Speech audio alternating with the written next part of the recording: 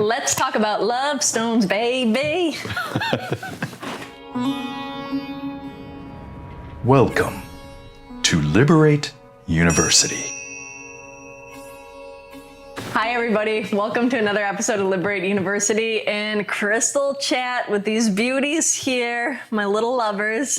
Jerome here, and I'm Christina. Jerome is an amazing hypnotherapist, energy healer, intuitive reader, as well as quite an expert on stones. And for those that don't know me, I'm the founder of Liberate. So welcome to this topic of stones for love. Got some great options here. These look really, really good. Let's get into it and kind of show people some of what it is that we have here. All right. Well, I want to start out with, what is your go-to stone that you recommend for people for love? Oh, gosh. I mean, it's so nuanced in terms of how somebody's experiencing it. One of the things that I usually tell them is to kind of trust their aesthetic relationship with it. Is it something that they feel better when looking at or knowing that it's around them or on their person? I think that's really, really important, is kind of knowing that you yourself have some connection to it. Otherwise, you're just kind of making an empty gesture. Okay, but if you had to pick one, what is the most common? The most common is, hands down, the most common has to be rose quartz. I mean, that is the love stone. That's what it's known as. Love stone, baby. Look at this. Yeah. I like big rose quartz balls, and I can't deny when that rose quartz walks in with that shine, I get heart open. Yeah.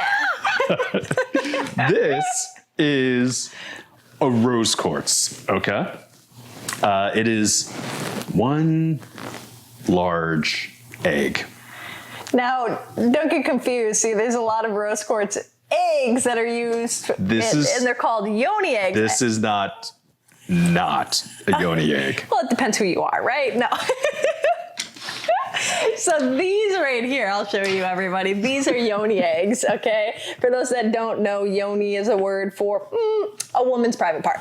So these little things are supposed to be like Kegel exercises for your yoni. And so people actually literally put them up there to exercise. Oh my God, I drop every stone every day. That's going to be every time there's an episode, they go running. Okay, so we'll talk about yoni eggs later. Clearly, they wanted to run off, so. But the rose quartz composition is one that is to help draw in love, to help one realize love, your relationship with love. Listen, we've all had relationships before, whether it's a relationship with somebody else, a relationship with ourselves, or our relationship with inanimate objects, say money, or what is our relationship with money? What is our relationship with our own sense of self-worth? All of this stuff, it becomes a little bit better when we are working or coming from a place of love. And that is one of the absolute strengths of rose quartz, is that's what it focuses on. That's what it's for. It's also known as the master healer stone too. So a lot of times in like energy healing, rose quartz is used to really soften the energy. It has this beautiful softness to it. And when you visualize people's energy or aura in a pink hue, it's kind of like, think about it. When you see pink, you just see soft, you see comfortable, you see safe. And, so it is a gentle heart opener, but it often gets most of the attention, but there are a lot of other amazing stones that are out there. Like, if I'm recommending, if people are really looking for heart opening, like love, I love to recommend kunzite. Love kunzite. Okay. So kunzite, in my opinion, highest vibrational heart chakra stone on the planet. This little stone found predominantly, I believe, only in Pakistan. It's a relative of aquamarine in morganite, but it's a little bit different. And this vibration and this kunzite, it can open up, it can come in really pink and kind of lilac color. But if you feel it and you just hold it, it's like almost like it just goes zing, zing, zing. So Jerome is holding a kunzite necklace there. Very beautiful. I mean, I say, if I ever get married, proposing with kunzite because of the vibration of it, which is interesting that a lot of people will propose with diamonds, and diamonds on an energy level, they actually make people more strong-willed. Well, when you're going into a commitment of cooperation, a joint venture, so to speak, and you're enhancing both the sense of will, it's kind of not doing the purpose that it needs. Now, this, on the other hand, softening the heart, making you more compatible, loving, more accepting of the others, shortcomings or weaknesses. Beautiful stone. I really think, and it shines beautifully when it's cut. If you see kunzite in a jewelry form, oh my God, it's breathtaking. I don't know why every engagement ring isn't made out of kunzite. That's really interesting what you bring up, because even just looking at the molecular composition of a diamond, it's inconsistent. It's not steady. It's not stable. It wasn't always a diamond, and it's not always going to be a diamond. It will revert back into carbon and coal. It's like saying you were once single and you'll go back to being single. So that's an interesting point. Okay, just use it. Oh, okay. What else do we got here? This is fantastic. Okay, so we have rhodochrosite. All right, we got two of those if you want to show both of them. Yeah, they are show different. Phenomenal. I love these pieces here. They are a very kind of red, pink color.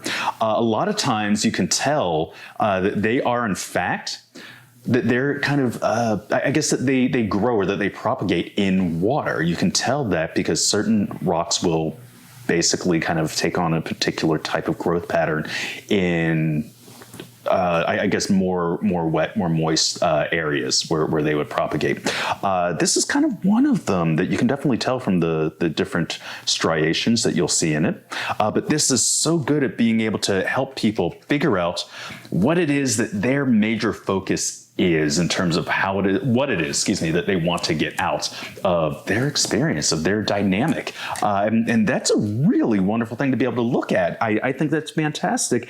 Now, if you look at this particular piece here, if you're able to kind of get close up, you'll see that there's a piece of clear quartz just above it, okay? It's this little circular piece that's in a fixture. Now, the interesting thing about clear quartz is that it's able to amplify whatever other stone that it's with. So it's a great piece. Again, another piece you definitely want to have in your collection because it's going to amplify whatever else that it's with. And I love that this particular piece actually has that fix to it. I think it's a wonderful design. It's amplifying the love in your path. Yep. I think the next segue to go into another stone, since you said with growing in water, is actually having this stone that has water trapped inside of it. This is my personal birthstone, since I'm a Libra. This is called opal, and a lot of people know of opal. Opal can come in all different colors. You can have Australian purple opal. You can have, you can allow yourself to see green opal. This is pink opal. You have blue opal. So they're really all over the place. And the quality of kind of like that gemmy type of deep color in there is actually more water trapped into the stone. And so now, pink opal in particular, what I like about it... I don't hear the water. You don't hear the water, but it's there. I promise you it's there. And so the beautiful thing about opal is it's really about awakening your love for yourself. Okay, so I say that this is kind of like a child stone. It awakens that inner child, that self-forgiveness. This is a really good stone for self-forgiveness, for loving yourself, accepting yourself, and that healing. Very, very gentle, very playful energy pink opal has. So if you have some trauma from childhood, or if you have just some parts of you that you've not liked or not associated with, working with opal in the loving sense is one of the best things you can do. And just adding a little bit on that in terms of, because you brought up a really good point about something that might be a long past trauma. There's something called dendritic opal, and that is when you actually have pieces of petrified moss or plant material embedded into the stone itself, dendritic. There's some right here. I don't know if you can zoom in close enough. Oh, wonderful. But there's it's little moss. It looks like there's a little plant growing, like the leaves of a plant. Yeah. But yeah, it's really cool. That's really good for being able to go back, especially if you're working with that particular stone in meditation or doing any kind of energy work there. Being able to really get to the root of the problem. If you're able to do that with a particular opal that actually has plant life that's embedded in there, a dendritic opal, that's going to help you go back and address that issue even easier. Amazing. All right. Well, we just have, it looks like 3 more stones to talk about the heart. Oh, 4 more. But, and so which one do you want to conquer next? Let's see. Oh, okay. Well, oh, we've went 5. I didn't know that there. Yeah, I had this one sitting over here right. all by itself. So this particular stone, okay, it's actually not a stone at all. Yeah. It's wood. It's petrified wood. And this particular piece, I decided to bring on board with this presentation because it has a lot to do with relationships, how we connect to others, how we root to others. And this is something that we just finished talking about with the dendritic aspects of opal. This is, in fact, plant life. Petrified, but still plant life, or that it was plant life. So this is really good at being able to help one figure out how they want to connect with what's around them, the relationships that they have, the relationships that they want to have. That this is going to be a wonderful piece at just kind of becoming a little bit more confident in where it is that one stands. I love that. Yeah. All right. Well, I think a lot of people, when they think of love, they think of passion. Okay. Yeah. Sure. Now, there are a couple stones that are good for that. Some that we actually don't even have up here that we didn't bring up here. But one of the ones that I think really activates like a fire passion is pink tourmaline. Very true. Very so I know it's sometimes not the first go-to, but it has, and even when you look at it, okay? So when you look at the pink tourmaline, and it's kind of like this pinky, passionate tourmaline, but it is this heart opener, but it also is this creative opener, okay?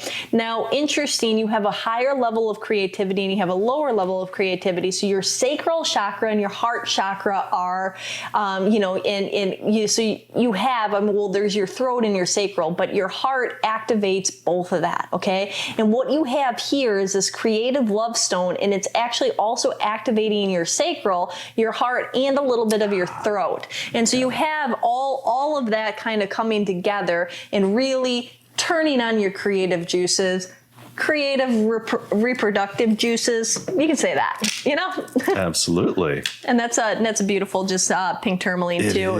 Now these have some green tourmaline in it. And honestly, the green and the pink together is what gives this effect, okay? So you want to have both because you're opening both of those centers up and you're flowing. It's actually, you're opening 3 chakras with this. So allowing yourself to know if you're wanting to bring a little passion, a little, flings into your life, some love, you want to work with pink and green tourmaline together in that combination would be really nice. Lovely. Okay. Love it. All right. So what this? You got prehnite. We have the prehnite, lovely. Okay. And then we got the calcites here and here. Lovely. And then I have my dambarite. All right. Well, this is prehnite, lovely green color. Is going to be associated with the heart chakra, which is the green chakra as well. This particular stone, you can tell from the formation of it, how it's kind of bubbly a little bit, formed in water. Also, this particular stone is known as the stone of unconditional love. Mm-hmm. Okay, which is that's a wonderful name. Absolutely beautiful name. I love this. It's really good in terms of its application. The application uses are pretty broad, pretty wide, but it's really good for. It's been used for, I've heard people say they've used it for their children who are maybe a little hyperactive, or I would also say for a parent that's dealing with a lot of hyperactive elements around them, whether it's a child, whether it's a workplace, regardless, it's going to be able to help, I would say, moderate excess energy that's just kind of flinging around everywhere. Not to the point of dismissing it, but to the point of being able to understand it, being able to work with it, being able to love it unconditionally. Wonderful, wonderful stuff. Okay. Oh, let's see. I'll do Damberate, and then if you want to finish off with the calcites. So this stone right here, not often related fully as a heart stone, but in my opinion, it is. You see the way that it sparkles. It's a very light hue of pink. And this stone in particular, it has, I look at it as the loving stone of acceptance and trust. Okay. So a lot of times when people have a lot of anxiety and stress in their life, they're not trusting and they're not okay with how things are going to present themselves into the future. Okay. And one of the easiest ways to start to allow yourself to trust is to open your heart. But if you open your heart and open your crown, which this is actually considered your twin heart, that if you look at your heart chakra, there's a mirror image of that in the center of your crown. So they call your crown and your heart twin hearts. Okay. So this opens actually your crown and your heart. So it brings in divine, seeing the higher picture, knowing everything's going to be okay. It opens the heart and allows you to trust that things are going to work out, right? That you don't need to know how everything or be fixated on a certain outcome.